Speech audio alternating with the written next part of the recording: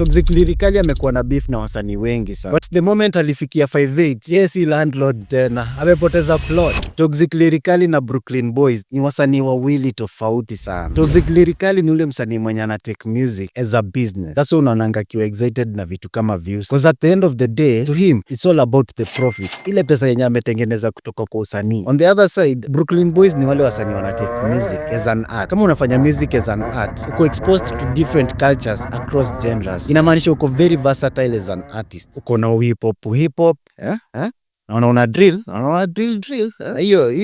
Hiyo look ni ya Gengeton. Hiyo look ni ya msee wa Gengeton. Ukiona hii look ni ya msee wa Gengeton. Una blend in na different cultures za music. So unaweza imba hip hop, unaweza imba trap, unaweza drill. But kama unafanya music as a business, una miss out on so many things. Hauko versatile, unaimba about the same thing, videos ni the same. It's very short lived. Hawezi kaa hivyo sana kwa industry. Yangu ni ina depend na chenye msanii anataka. Msanii anaweza kuwa anataka kufanya music for some time, then atoke afanye mambo zingine. So anafanya music as a business.